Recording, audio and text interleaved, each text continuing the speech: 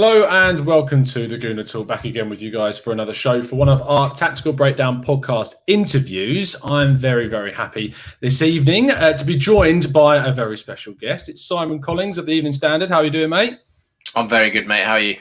Yes, we were just discussing off air the troubling times we're facing, but we're battling through and we're getting on with it. And it was interesting because I've been reading through a couple of your pieces and we're going to discuss some of the things that are going on within and outside of the club also. I think the best place to start is probably with your most recent article regarding Pierre-Emerick Aubameyang and his new contract, which seems to be getting closer, if not done already. What's your thoughts around it and what's the latest information that you're aware of?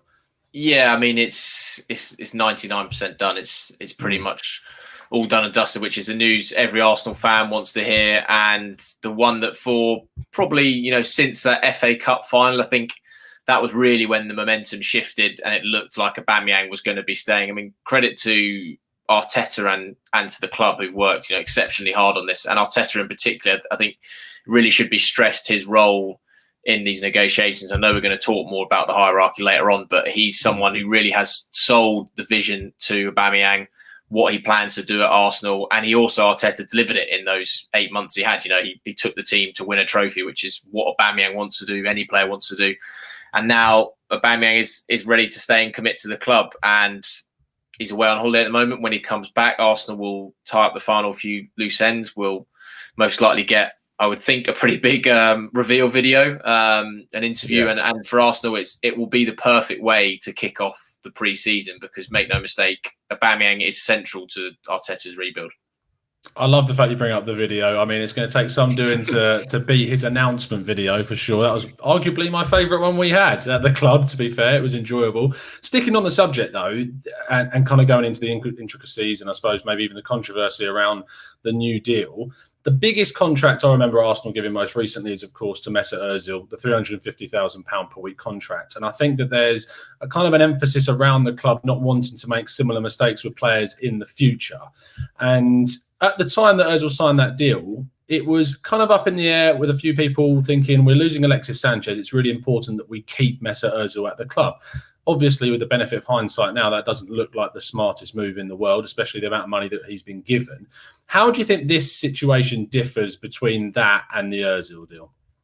Yeah, I mean, that Ozil one, I mean, there's a lot of hindsight with that and the benefit of saying, Arsenal did a very bad deal and the amount of money they paid. I think you're right in stressing the situation around it. And the point was, when Alexis Sanchez left, Ozil and his representative team suddenly had Arsenal in, the perfect position. They had all the cards because Arsenal just lost Sanchez.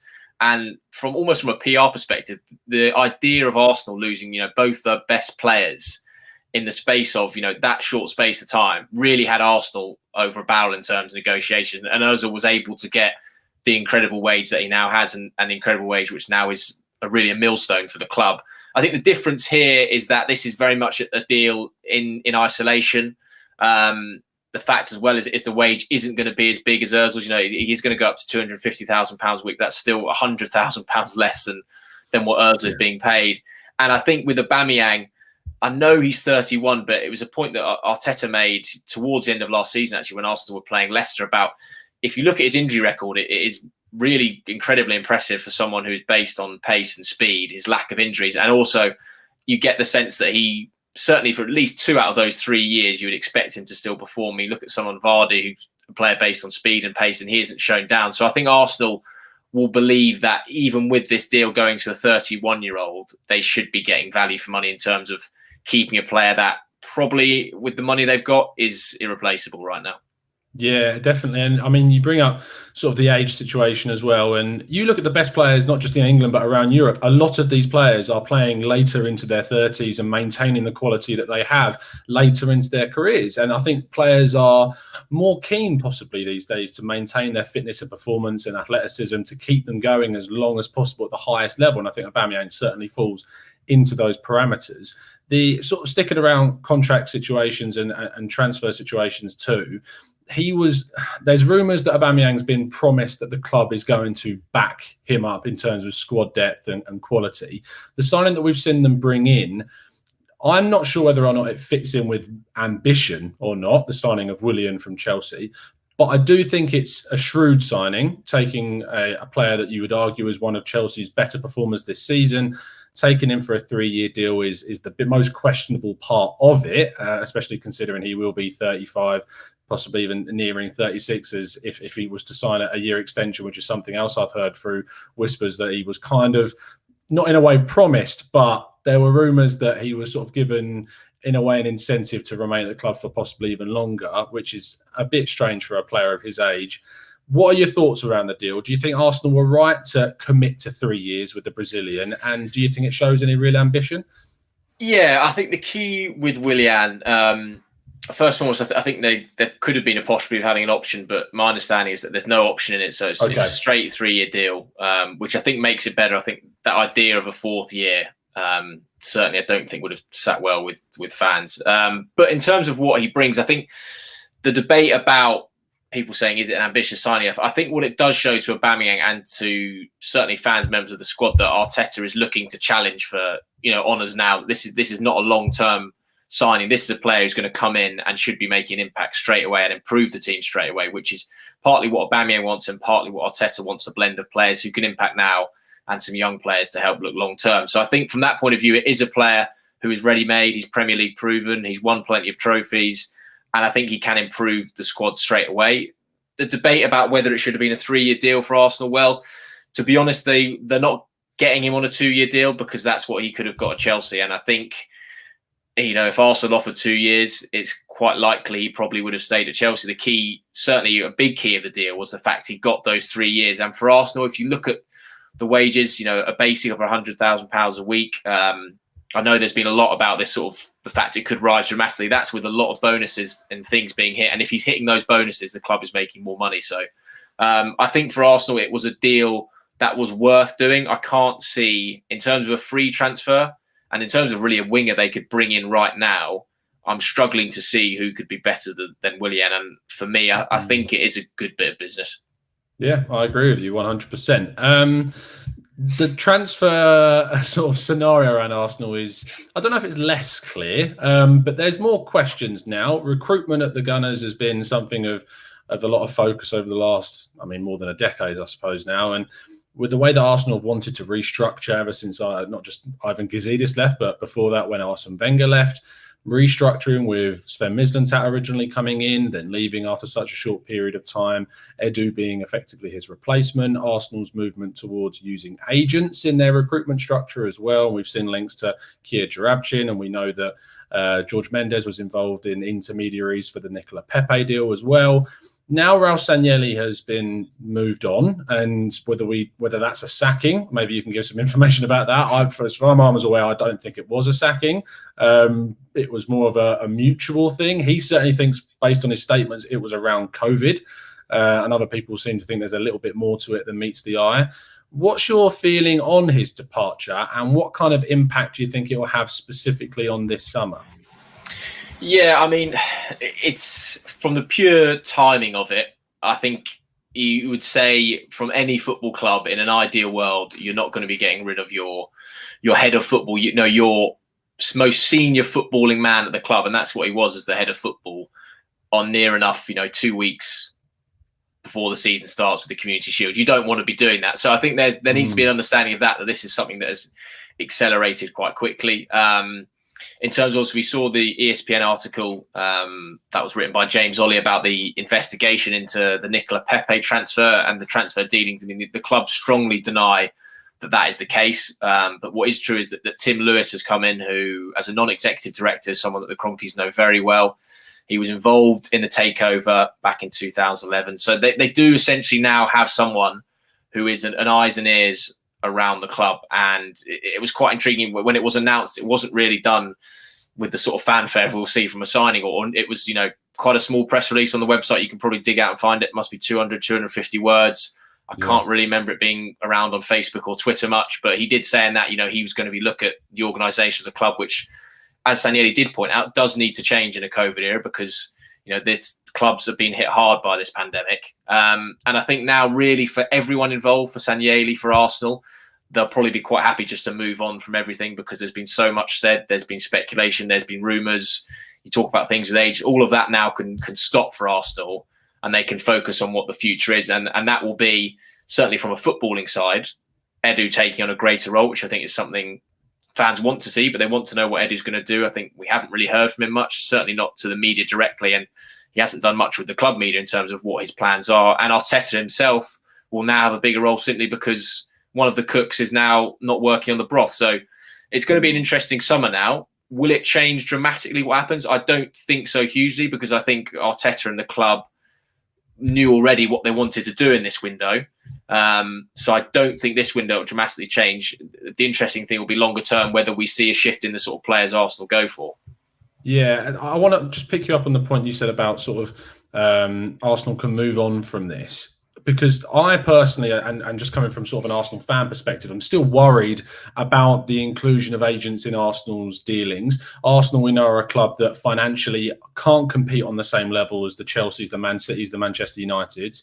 And it seems going down the agent route was contradictory to that, because we know that these are going to be the most expensive deals in terms of wages, signing on fees, intermediaries, etc. Now that Raul has moved on, we still have Edu at the club, and Edu is, as far as I'm aware, a client of Kia Joorabchian himself. We've signed players with the confidence of Edu, with Kia involved with it. Are you still not slightly concerned that agents will still play a key role, and I'm talking about sort of the super agent side of things, in Arsenal's dealings in the forthcoming future? Yeah, I mean, the key with the agent side of things is, I mean, we saw, Joorabchian was on Talk Sport quite strongly arguing about this, saying, I've got clients in every Premier League club, so these accusations that I'm sort of forcing players on Arsenal isn't the state of play. And we've seen at other clubs like Wolves, where they've got a very close link with George Mendes. It's actually probably been pretty beneficial for someone like Wolves in the way they've restructured it. I think the worry, certainly I had, and I think supporters had with Arsenal, was that it was too much becoming, the recruitment drive was basically becoming an agent-led approach, where that was, the situation where we'll focus on bringing in players via agents rather than having that as an avenue of your system. I think every football club needs to work with agents. It's the state of the business.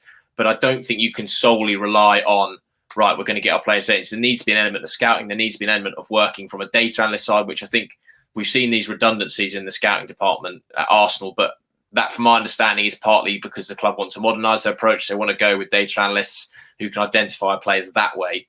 So I think now what certainly fans will hope for is that there'll be a more balanced element to it, where it's not a player is linked with a club, he's from that agent, that deal is going to happen. That'll be a stream of how things happen, but it can't be the sole way a club operates recruitment-wise, because that, I think, for any football club just isn't healthy.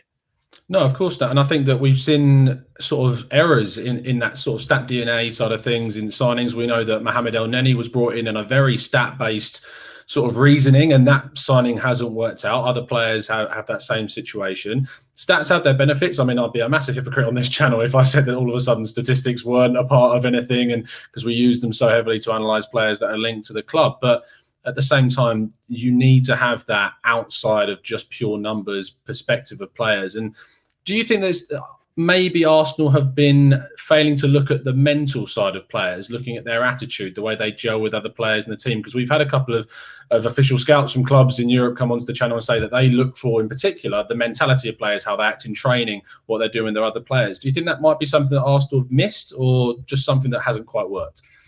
Yeah, I don't know if I'd say the word missed. I think it just hasn't perhaps massively clicked so far. But I do think Arteta, in terms of the squad as a whole, I think is changing the mentality of the squad and the club in general. I think we've seen from certainly, the way Guendouzi's been ostracised, how it is very much a mentality with Arteta that you buy in and, you commit 100% to this project, or else you won't be a part of it. And I think Arteta, a player, anyone who knows about his time there, was pretty much the model pro from anyone you'd get, always on time for training, exceptionally disciplined. I remember hearing stories about people saying, if you wanted to know to stretch any single muscle in your body, just watch Arteta for the 15 minutes before a session. He was like a yoga instructor, the way he would limber himself up. And he really was a great example of a player. And I think that has now come across since he's taken charge as the head coach, that the discipline that perhaps some people didn't think was the case.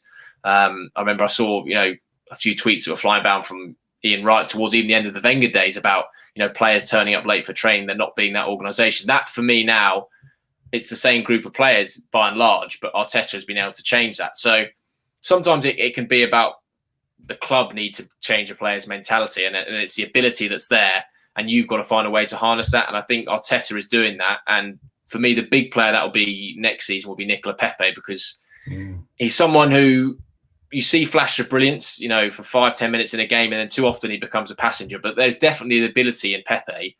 It's about harnessing it into a consistent form and making him the player who's worth £72 million.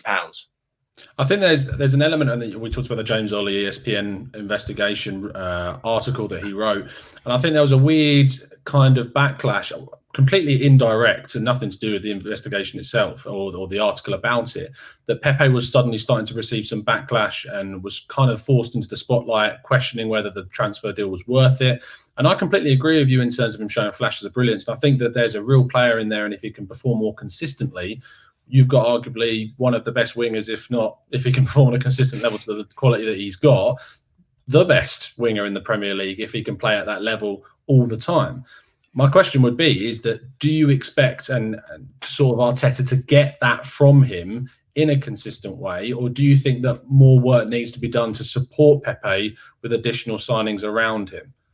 Yeah, I think Pepe slightly struggled, certainly for large parts of the season, not having a sort of settled right back behind him. I think it didn't help the fact that, you know, Bellerin is actually towards the end of the season. I thought we were starting to see the Bellerin we saw before his injury problems, but I don't think it's helped Pepe. It's been, you know, changing right backs playing there. He's obviously had Cedric a little bit, Maitland-Niles, Bellerin. He hasn't really had a settled player to have a link with, whereas you compare that with Aubameyang, certainly pretty much since football came back from lockdown, has been able to create that relationship with Kieran Tierney, and we can see, you know, from matches how they've sparked up. So I think for Pepe, it will help when he gets a settled player with him. There's obviously going to be an adaptation period for someone who's come into a new country. By all accounts, he is settling well. He gets on well, certainly with Aubameyang, Lacazette, those three very close. It's all about Arteta getting out of him. And I think a point that was made early on to Arteta was, you know, you did this with Raheem Sterling, you did it with Leroy Sané, you seem to have a knack of doing it with wingers. Can you do it with Pepe? And he obviously doesn't want to make direct comparisons, but I think the similarities are there, certainly with someone like Sterling, who, you know, before 2-3 seasons ago, Sterling was a very good winger, but he wasn't the sort of player who was scoring 30, 35 goals a season. He didn't have that end product where he was ruthless. And for me, at the moment of Pepe, he doesn't quite have that ruthless end product. We saw it in glimpses last season. I think certainly in that FA Cup game against Manchester City, where he set up Aubameyang's goal with that brilliant cross. He scored in the final, but it was ruled out by offside. There are moments, but there's not enough for a sustained period of time where, if you're worth £72 million, you need to be a player that's deciding games, not a player that's drifting in and out of them. Yeah, and I think he's also a victim of the system and the transition. He was playing in a Lille side that based a lot of their play on counter-attacking, and his pace and speed and technical ability was married perfectly to that. When you move to an Arsenal side that in a lot of the games that we dropped points in, typically the games against lower opposition in the league, those games will usually dominate possession. It didn't suit Pepe to have to attack 4, 5, 6 players before he was anywhere near to the positions he was finding himself in Liga. So I think that's definitely have a detrimental effect on his consistency and his ability to transition from Liga to the Premier League. People talk about Liga being a physical league, which it is, which marries quite nicely to the Premier League, but it depends on the club that you come from still. And I think that definitely had a detrimental impact on Pepe's transition. Second part of the and final part of the show, kind of talking about the thing that everyone loves talking about, which is names of players that we could see arriving at the Emirates this season. You reported on Gabriel, the Lille centre-back, and spoke about how the president has effectively come out and said that he is going to be on the move. It's always been a question of the club that he ends up at. Is it Arsenal? Is it Napoli? Manchester United and Everton have also registered interest in the player. Where's your head at regarding Gabriel? And are you confident we'll see him in an Arsenal shirt next season? I don't know if I'm confident yet. I think it's very interesting, this one, because there's a lot of clubs in for him and a lot of clubs who think that they're gonna sign him. I think Napoli were pretty confident, certainly for the past few weeks or so, that he would go there. Obviously, they've got their own issues about Pepe as well. Yeah, it's very true. And they've obviously got their own issues at centre back with Koulibaly. Arsenal, Man United, Everton. I think before the pandemic, it was reported quite strongly that Everton were looking at getting a deal done for him. I mean, this is a player who you've probably seen him more than I have, but from all accounts has been very impressive in France. I think Edu is someone who knows him very well for the Brazilian setup. He's played for the Brazilian age groups, will know all about his talent. And Arsenal certainly want to try and bring in a player like him and a player of his quality. It's just whether they can get it over the line. And it now really isn't in the player's court in terms of where he wants to be playing his football. I think all the clubs, 4 or 5 clubs, I think Leo said they've now got it down to about 3, Arsenal, Napoli, and the third one is being a bit unnamed. I suspect it's Everton or Man United. And they're going to leave it to him to decide. And I think Arsenal have a really good chance to get him in. Certainly if you look at what the project they're building, the game time they'll be able to give Gabriel, he'll be able to play with players like David Luiz, someone who obviously is Brazilian. Willian, there's a strong Portuguese contingent speaking at the club. Edu himself. I think Arsenal will try and sell it on that. And Napoli will hope that they can get him in there. So it's really going to be pretty much a straight fight. And I think we'll know by the end of this week where it's at. But for Arsenal fans, they should have hope they can get him in, for sure. Yeah, it seemed to be from the Napoli perspective that they were originally the front runners, but didn't have the money originally without selling the likes of Koulibaly, who was linked with the move away, possibly to Manchester City. Alan as well, another Brazilian, linked with moves away. And Arsenal's now, it's still a big mystery to me, the money surrounding Arsenal and where these funds are coming from. There's always been rumours that we're looking to offload players like Guendouzi. The hierarchy seems they wanted Ainsley Maitland-Niles as a possible player to bring in money in as well. Arteta, contrary to that, wanted him in. But Gabriel, to me, looks like someone for the long term that is the age profile, the type of player that Arsenal needs to be looking at instead of signing these players that are 27, 28, 29 with no to little resale value or an expensive contract at the end of that first one. And Gabriel looks to be the perfect partnership. And you said for David Luiz, the sort of stewardship he would get from him. But in the long term, you've got William Saliba at the club as well. And those two, a 22-year-old and 19-year-old, looking like a strong partnership moving forwards for the long term looks great. And you've got Saliba, who's more of a ball playing, can play out from the back, dribble the ball quite well. On the right-hand side, Gabriel, a left-sided centre-back that is much better destructively and also with his long passing as well. It just seems the perfect combo, and there's a clear reason why the club are going for him. The other big name is, of course, Thomas Partey, which has been linked throughout the window. It seems it disappeared for a bit, seemingly because of the European involvements of Atletico Madrid. What are your thoughts? First, before we go into any talks of likelihood of the deal, I'm interested personally on a level. Do you like the player? Is he someone that you think would transform Arsenal's midfield? Is he the profile that Arsenal need to change their fortunes? Yeah, I think, every time I've seen Partey, I've mainly seen him when he's been playing sort of English sides in Champions League. He certainly brings what I think Arsenal miss, which is a sort of dynamic player, someone athleticism in the middle of the park. As much as I think Xhaka and Ceballos have got a very good partnership going, and I think if they could keep those two together and maybe add one more to make it a midfield 3, that would be very good. I always think those two just lack a bit of dynamism, a bit of energy. And I think someone like Partey in that mould is what Arsenal need. I think they've needed it for a while. As much as I like Lucas Torreira, I'm not quite sure he can bring exactly what they want from that role. My concerns possibly would be with Partey would be whether he's got the tactical discipline to properly fill out what Arteta wants from someone in that role. For me, from players that have struggled a bit under Arteta, I think Maitland-Niles had it a bit at the start. Guendouzi, as much as obviously we know about the falling out, I still think he also struggled tactically doing exactly what Arteta wanted. And it was partly why Ceballos has thrived so much, as he can exactly do the blueprint of what he wants, and the same with Xhaka. My concern with Partey would be, and this might be, I've not seen him enough, but would be, can he properly do the tactical job that Arteta wants? You would think working under someone like Simeone, who is so disciplined and organised, it would be fine. That would be my only concerns with it. And the fact that it's going to be, a large chunk of money, Arsenal need to get it right. But in terms of his physical side, his ability to win the ball, Arsenal certainly need a player like that. So I can see why they would be going for him. Yeah. So in terms, I suppose it's a difficult question, but in regards to information, are we any clear about the club stumping up the 50 million euros? Because we know that that's the only way he's going to leave, is if Arsenal stump that sort of money up. And again, I suppose it comes back to the question of where is Arsenal getting this money from? And I suppose that's the biggest sort of stumbling block around the deal. Yeah, it's the last I heard, it was pretty much basically that Arsenal basically paid the fee or you don't get the player. And for Atletico, it is quite simple because of that buyout clause.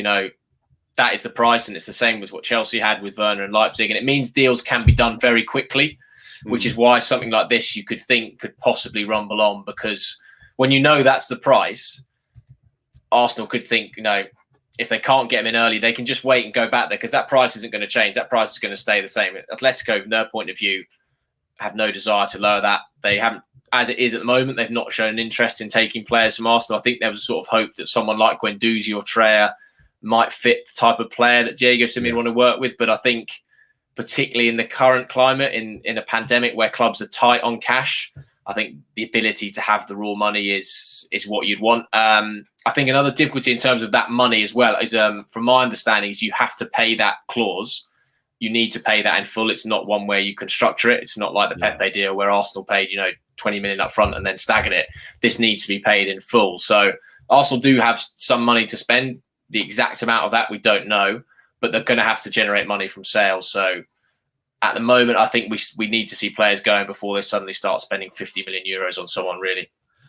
Yeah, I think probably a nice way to end the show is talking about a player that is going to be at the club next season in Granit Xhaka. And I know that you did an interview with Granit Xhaka back in February, and I read the piece and it was fantastic. I just wanted to sort of, looking on now, the journey that he's been on this season and the culmination of this sort of redemption story in a way after the controversy that occurred being at the game at Crystal Palace, and I was utterly confused and dumbstruck at the time about what was going on. But are you rather pleased to see how things have turned out, and especially how integral he now is to those Arteta systems? Yeah, I mean, it kind of feels ridiculous to think that was this season, that whole incident. It doesn't feel so long ago. And I don't think we should underplay how close he really was to go. I think he was pretty much, he said in interviews such, I think he did one with Blick before the FA Cup, BT before the FA Cup final. And he was basically, admitted he was dead set on leaving the club. And another, example of Arteta's influence, that he persuaded him to stay. And for me, that's been one of the shame of not having fans in the stadium, for them not to see what Xhaka has done. Obviously, we've seen it on TV, but to not have the appreciation to show him on the pitch of what it's become, because I think there aren't many Arsenal fans now who have a bad word to say about Granit Xhaka. And for me, from a personal level, he's always been one of the most honest footballers you speak to, someone who will always front up to the media, and someone who just seems, from the outside looking in, like a very good character to have in that dressing room. And I know he's no longer the captain. I know he's worn the armband on occasion, but I don't know whether Arteta will go down the route of having a vote and having a captain's group again.